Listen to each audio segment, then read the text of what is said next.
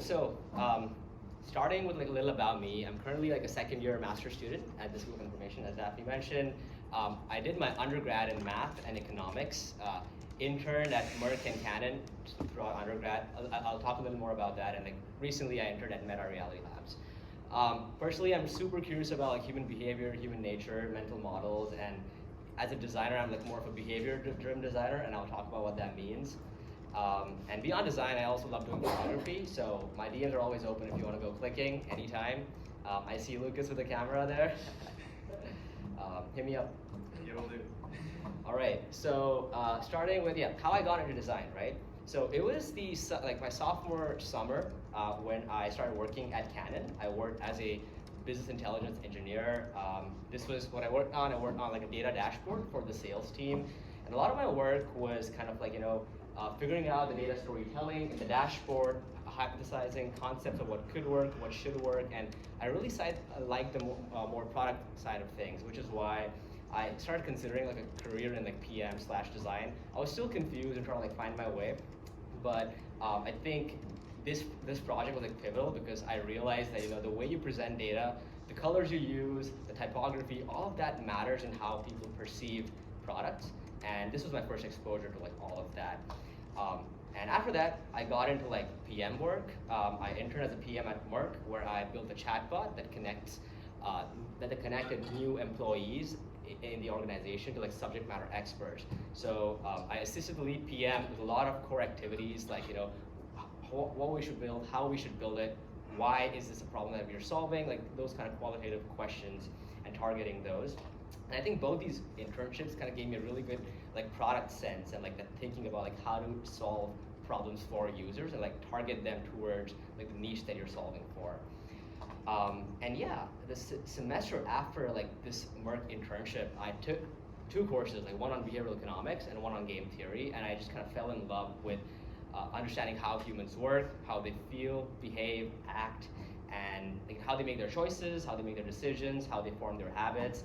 I remember like exhausting the reading list for that course. I think there were like 9 books. These 3 were like my favorite, and I recommend everyone these. Thinking Fast and Slow, a classic one. Hook is like more product focused for like building habit forming products. I'm gonna talk about a few concepts from this. And Atomic Habits is more of like a self-improvement kind of book, but it still teaches you a lot about human behavior. And then ever since I've been using what I've learned to like design a better world. So let me pause over here. Any questions so far? Cool. So you must have noticed I have a pretty unique path to design. Like very few people enter design from like a math or economics background. And I've seen people enter from like, physics, from psychology, architecture, CS, even history. So design is like very inclusive in the sense that you're trying to solve problems for people, and everybody has their own like sense, like perspective on it. Which is why I like to say design is for everyone. It's really about like how things work and how you can use your skill sets to do it. I personally think my skill sets are in systems thinking, in understanding consumer behavior, being data driven. I think all of this comes from like my math background and like a little bit of economics. But then there's some designers who come from like graphic design, or like more like focused on the visual, how people perceive, perceive interfaces. And some designers who are like come from architecture, who focus more on the spatial design of things, more on the navigation and the information architecture of things. So there's like many different angles. Most designers like T-shaped with like one good skill, and like I would say jack of all trades and like other skills. So yeah, like don't be intimidated by design. Learn to like de-label yourself, even if you're like an engineer, founder, whatever. Like learn to think about design as like a core part of your product, as to how it works and how it makes people feel. And that way, I think you can be a more design-centered builder and build more thoughtful products. Cool, so I have like 3 parts, as I mentioned. First one is, what is product design? I'm gonna bust some myths over here. But before that, let's play like a quick game. What do you think? Is this good design? This is Craigslist.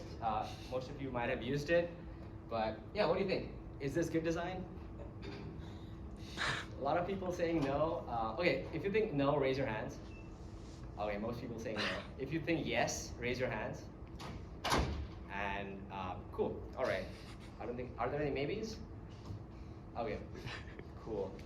So Craigslist has like 1 billion plus revenue with only 50 employees. They have like more than 50 billion views per month, and they have like more than 200 million postings per month. And if you ask me, that's a pretty successful product. People don't really struggle to use it. Yes, the visual polish can be improved, but that was the intention of this exercise. To like learn that design is more about like how things work than how things will look. Let me do another one. So what do you think? Is this good design? I just got this off Dribble. I think some designers like made a concept for Instagram. But let's start with like, is this good design? Yes. Any yeses? All right, we have a few yeses. Any no's? Okay, pretty even mix. Any maybes? Okay, there's a few maybes over here. So here's the thing, like without testing, you wouldn't know. Without like hard metrics, it's hard to know if something's a good design or not. This UI can be distracting. Like if you think about it, like there's a lot of things competing for your attention. Nothing is truly like prioritized, and it feels a little cluttered. There's lack of white space. It could be good. Maybe we can test and find out like it works. But if it's untested, it's usually like difficult to say. And just based off my design intuition, I can suggest like a lot of improvements on this, and happy to chat about this later. But the point of these two exercises was that design is like a method of problem solving and how things work, rather than like just the fancy visual and polish. Yes, you can use like good visual design and graphic design to like improve products, but at the core, like when you're building your MVP, you should really focus on making it usable first. So think of design as like why people do things and how can we help them do those things better, which is why human behavior and psychology are like pretty linked to design. All right, so product design has three pillars. There's product thinking, interaction design, and visual design. If you have a designer on your team, or like if you're just like starting out learning design, you should focus on these three skill sets, because design as a word is pretty broad. So it helps to kind of like learn these three skills to kind of like just start out with. Product thinking is about how do you make a product useful, finding the right problems for the right people, and like just kind of building successful revenue generating products. Interaction design is about like creating products that are usable, user-friendly, easy to like learn, easy to understand. And visual design is about like having a high level of visual polish, understanding typography, color theory, layout, white space, etc. And let me break this down. So starting with product thinking. Product thinking is about designing the right thing. And interaction and visual design is about designing the thing right. So designing the right thing, designing the thing right. All of this can be summarized with like this double diamond design process that designers usually use to maximize success and impact on products. So let me break this down here. The first diamond, there's like two phases, discover and define. The second diamond is develop and deliver. You always start with like an initial insight or a hypothesis that you kind of assume, and then you want to validate that with research. So you see that the diamond diverges and then converges. And the reason it does that is because when you're diverging, you're trying to like gather as much data as possible.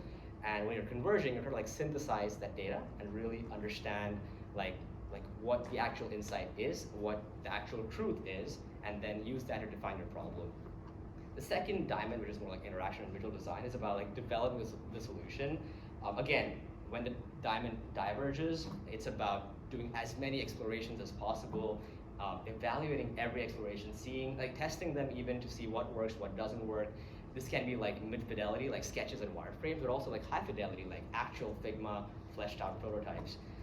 And once you kind of have all these explorations and you evaluate them as a team, test them with users, you converge them, like finalize one or two ideas, one or two features, which you think have the highest impact and are the most feasible. And that's when you have like a refined solution. Now, this process isn't linear. A lot of things can happen in parallel. Usually when you already have a product and you're iterating over it, you can do like two steps at the same time. And a design is a messy process. There's no cookie cutter approach of like one by one. It's more like knowing which tool to use when. And there's like no defined, there's no defined step-by-step process, but people use this as a guide for the most part. All right, so let me pause there. Any questions so far? Cool. So part two is fundamentals of good product design, and this is where I'm going to like talk a little about like how do you actually design products. Like now I think you know the theory and like the high level overview, but let me kind of dive into the details. So good products solve real problems for people, and emphasis on real problems for people. And it really comes down to defining and framing the problem the right way, and also validating the problem. I think I should also kind of mention, I am going to focus on the discover and develop part of this diamond. And the main reason is because those happen to be the most crucial parts for like generating data.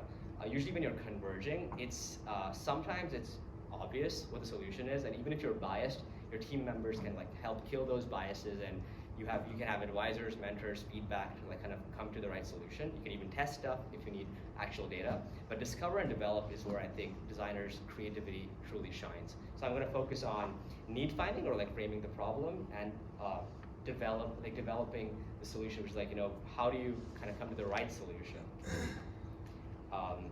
But yeah, so people problems are like any unmet needs, any motivation that you're trying to like capitalize on and try to achieve, try to help the user achieve, and any pain point that you're trying to kill for the user.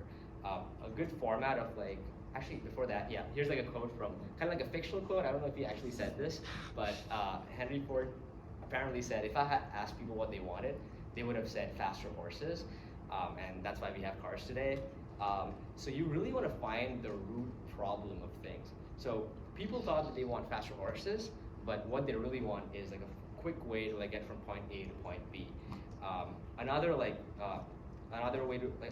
example for like the digital product world is Spotify podcasts need a better algorithm. Now that's a technical problem, not a design problem, but you can use design to aid this problem. Like you can reframe it as it is hard to find podcasts that are relevant to me. Usually there's like a lot of templates to like frame problems, but I like to use this one. So to give an example, right? Let's use the Spotify one. When I am driving to campus, I want to quickly find a podcast that's relevant to me, so I can I can make the most of my commute. But I can't because Spotify's podcast recommendation sucks, or like maybe not as blunt, but like it doesn't help me find what I really want to. So that's how you frame problems from the person's perspective, and like framing this is like key to kind of empathize with your users. As builders, you really want to fall in love with your users' problems and like learn to solve them. So this is a good framework for like framing them. And there's a couple of ways to like find and frame these problems. You always start with like user research, and there's two types. There's quantitative, qualitative. Quantitative is like anything you can count. Qualitative is analyzing human behaviors. Quantitative is kind of like stuff you would gather from Google Analytics, like time spent on the landing page, number of page views, people engaging, the churn, stuff like that.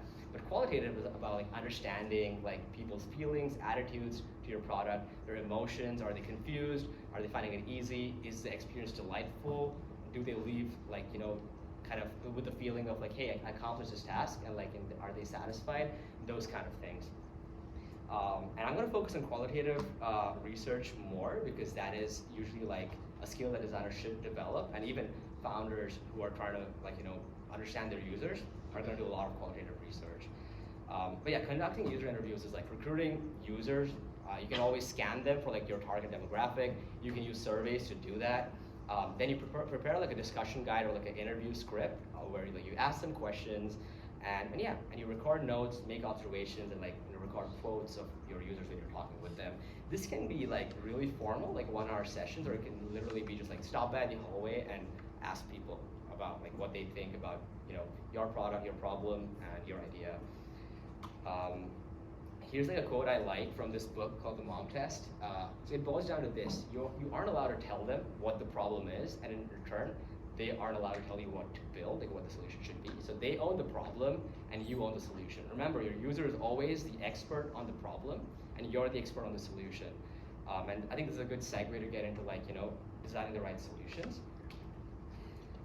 Cool. So I would say the first principle of like building right solutions is that good solutions don't make people think. Compared to like the Instagram example I mentioned, Spotify's UI is like pretty clean. It's easy to scan. It helps people make choices easily, and it omits needless content. It's pretty minimal, to the point, and every design decision is very intentional and has like a reason behind it. Second is like helping users form like an intuitive mental model of how things should work. Usually this starts at onboarding, where you kind of like set the right expectations, you gather their interests, maybe it's like certain topics, certain people for Twitter, and then you want to design a navigation that helps. It's really important to help users kind of know where they are and where they're going. It's kind of like, imagine if you enter like a grocery store, you want to know like where do you get the eggs, and you want to know that, okay, if I'm here, how do I find it? Maybe I can go across all the aisles to see where the eggs are written and then just kind of go there. You want to simulate that kind of a guidance in like digital products. You want to eliminate the path for the user to kind of like help them achieve the task at hand. So yeah, navigation and onboarding are like crucial ways to kind of like help people form like a good like mental model of how things work. Just to give an example of Twitter, they have like a feed with like all the tweets like rolling in your feed, and once you click on a tweet, there's like they kind of segue into threads, and within threads there's comments. So it's like they kind of form that mental model of, okay, feed, threads, comments, and that way you can like dig deep, or like there's like 3 levels of abstraction, go back and forth and like consume content more efficiently. Third is about like meeting user expectations. Whenever like you kind of have the right mental model, your users know what's going to happen when you click on stuff. So this is about like, you know, using the right icons, using the right like copy for like every button, every navigation tab, etc. And think in systems, because your product as a whole is a system. Every decision affects like another one, and as a system, it should make sense that, okay, this product helps me keep up with the world, it helps me like consume news, I can be a part of the community, I can explore via hashtags. So it's a way to kind of like, you know, gather like the latest ongoing information. Like it's pretty easy for me to like perceive that once I see this interface. So that should be the goal whenever you're designing any UI. Yeah, and like third thing, like I think this is the last one, good solutions reduce interaction costs. So there's 2 kinds of interaction costs. There's like physical and mental. And I've noticed that a lot of people just focus on the physical. So the physical ones are like, you know, time and energy, like sort of like, you know, how many clicks does it take to get here? Or like how many things does like the user, how many steps does the user have to go through to get to this specific page? But a lot of people kind of like neglect the mental interaction costs. This is about like attention and memory. There's only like our attention spans are like limited. There's only finite stuff that we can store in our memory. So it's kind of helpful to design stuff that is minimal. There's like less options. It's less information overload. When there's like a lot of clutter, you don't know what to choose. It feels overwhelming for the user. So you should be taking into account all of those things. And happy to chat further on that maybe after the talk. And there's like one good way to prioritize user flows and then like attack their interaction cost specifically. It's really hard to have a low interaction cost for every feature, so which is why like, you know, people use this matrix, like it's called like red root analysis. So there's like 2, let me see if I can, yeah, there's like 2 axes. There's like used rarely to used always, and then used by less people to used by everyone. And if you see, there's like a gradation of the color red. So through using your existing data, if you have any, or even like user interview data, you can always plot stuff on like a matrix, like what is used always and used by everyone, and the interaction cost for those things should be the least. That should be the stuff that you're always focused on. On Spotify, that's, on TikTok, that's videos. On Spotify, that's like you're discovering music. On Twitter, that's tweets. This is where like content is like the core part of many products, especially social ones. For products like Uber, DoorDash, it's more of like a service. Like, okay, for Uber, it's like maps. For DoorDash, it's like restaurants. Just a few examples over there. And yeah, like you should be making sure, like, to reduce interaction costs, you should be making sure that your product is taking on the burden of complexity and not your user. And this is best done by like the red root analysis that I mentioned. If you help the user do the things that they want most easily, then you're gonna be taking a lot of burden off of them. There's obviously gonna be some parts of the product which are like kind of, they kind of take on more, they need more cognitive load to like operate, but that's okay. As long as your main value prop is easy, you are good. But yeah, just a quick recap. Designing the right thing, that's product thinking, and designing the thing right, that's interaction and visual design. All right, let me pause here. Any questions? All right. So part three is like how to take design from like good to great. Before this, I've kind of like talked about like what should be like the fundamentals and like the basics of like any well-designed product. But if you want to go a notch above, like what separates like an Apple from like a Samsung or like Twitter, LinkedIn for like networking, like there's always like this X factor, and I'm going to like kind of dive deep on like what sets apart the best products. Um, Another good example is like Tesla versus Toyota.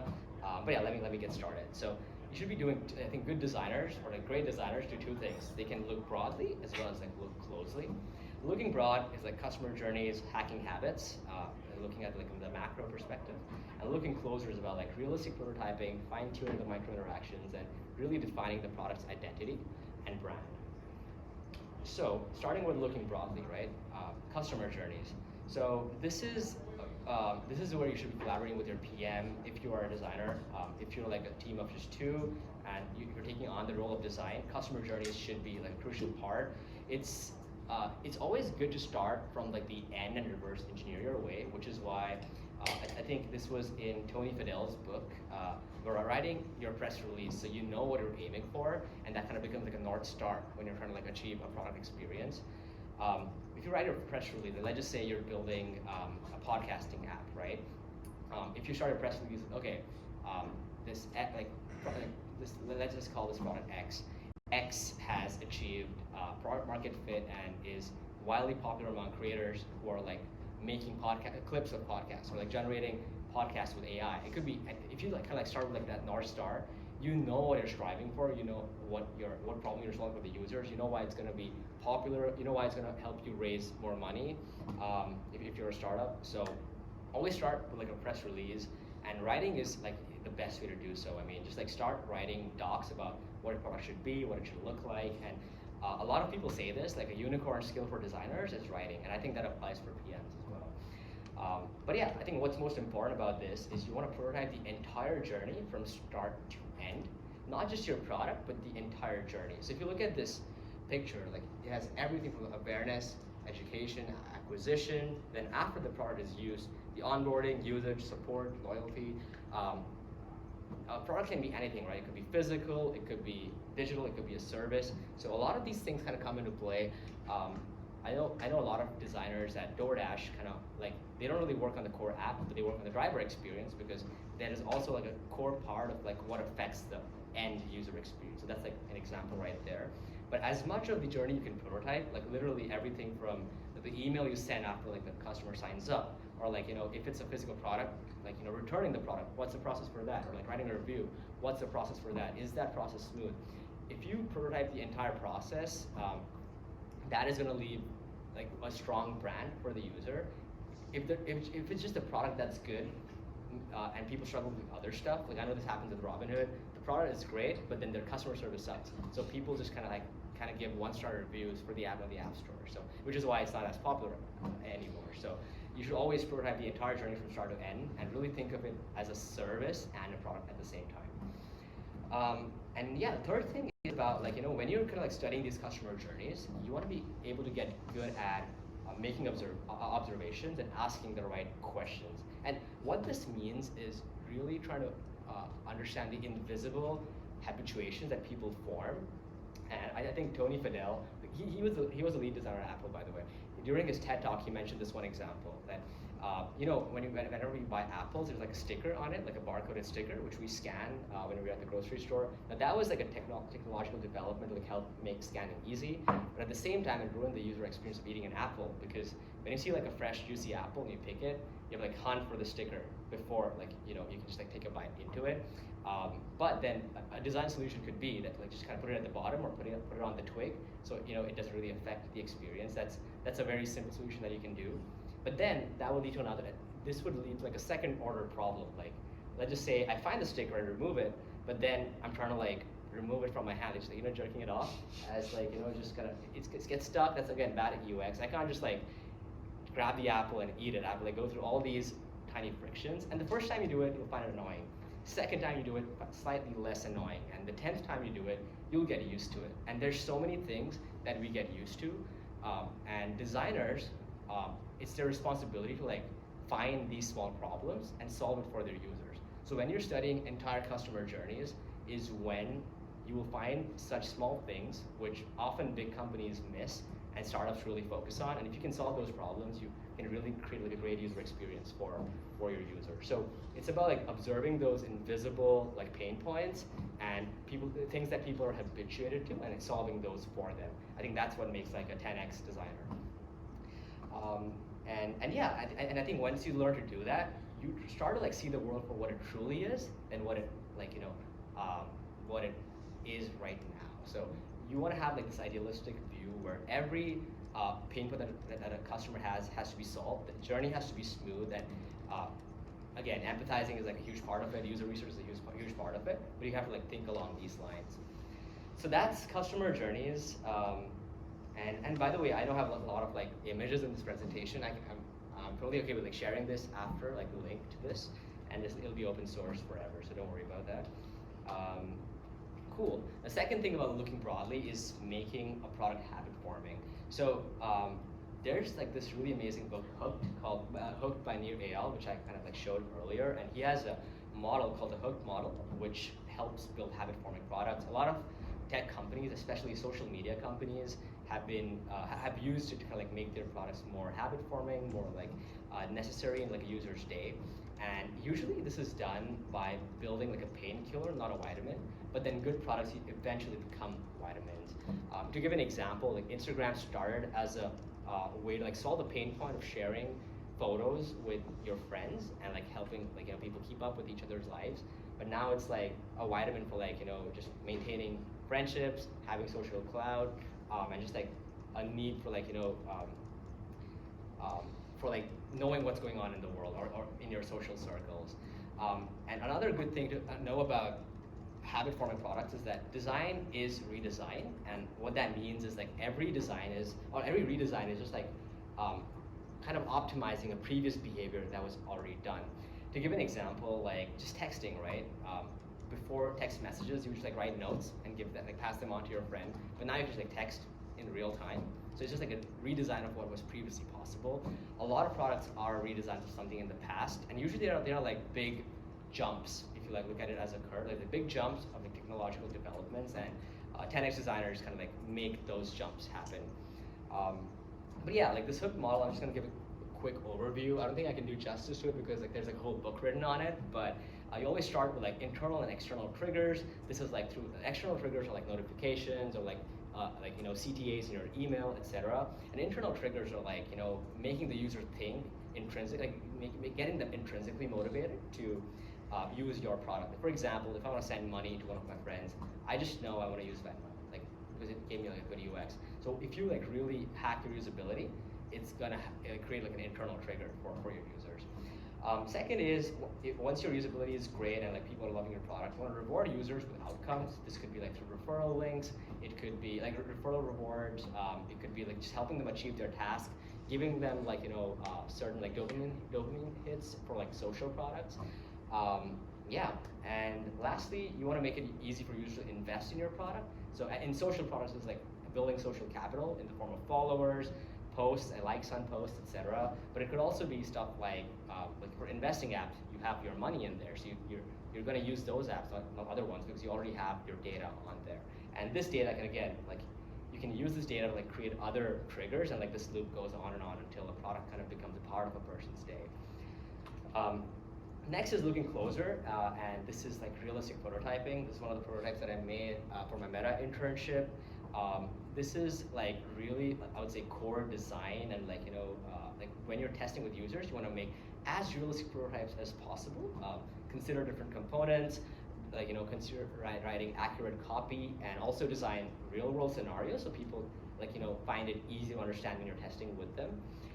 And the last thing is defining product identity. So I like to think about this as like setting up design system, setting up a brand system, ensuring consistency between design and brand, and like following a set, like a set of design principles that really guide your product. To give an example, like your design principles can be something like it has to be minimal, information has to be transparent, and what else? We need to be inclusive of like all kinds of users, like disabled users, people who are old, people who have like cognitive disabilities, etc. So those are just the three principles that came up on the spot, but you can always define them for yourself. Of course, these differ for B2B products and consumer products. And I'm going to give two examples, like Toyota and Polestar, and how like their design identity differs. Let me see if the link opens. Okay, it does. So here's like the Toyota website, right? It's pretty well designed. It's usable. It gets the job done. It has good images. Everything is clearly conveyed. Nothing is really distracting. And I would call this good design. But when you think about like great design, you want to focus on the identity. And I can. Do you know how to go back? Yeah, you can hit escape and go to the browser. It's not letting me do it. You can hit F11. 11. Oh. Okay. Cool. And let me show you Polestar's website and how it has like a very unique design identity. So this is like their website. Pretty minimal, pretty sleek. It kind of just shows you the product and the brand. It has this cool like drag option to like look at their cars. And again, it's usable, it's informative just like Toyota's, but it has like a different vibe to it. And I think that comes when you kind of like set certain design principles, when you are really focused on the brand of your design. And again, this is like more advanced, but if you really want to hit that level of quality that Apple, Tesla, Polestar hits, it's great to like have those set of design principles. But yeah, that's like, I think the last slide I had. A quick recap: product thinking, focus on why something is important and make it useful. Interaction and visual design is about like, not making people think and helping them form like an intuitive mental model, reducing interaction costs, and just making things easy to learn and understand. Looking broadly and looking closely, that's what makes it design from good to great. Consider user journeys, habituated pain points, and make products habit forming. And looking closely about like make realistic prototypes, build consistent product identity, and create like a design system early on. But yeah, that's pretty much it. Thank you so much for like listening to me talk for like almost an hour. And yeah, any questions? Let's start with a round of applause.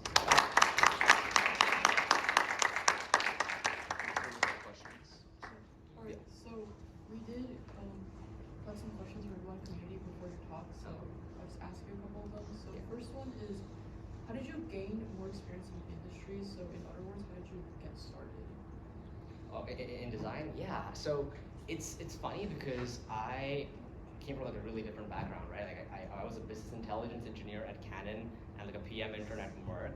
But a lot of my work was working with designers, researchers, and like building prototypes that I tested. And I leveraged that experience like a little bit, but it was also a lot of volunteering for nonprofits, volunteering for startups. Some of it was like doing free work, mostly for nonprofits because like I was just like interested in the cause. But then it was also like a combination of side projects. If you go on my portfolio, I still have a couple of them on there.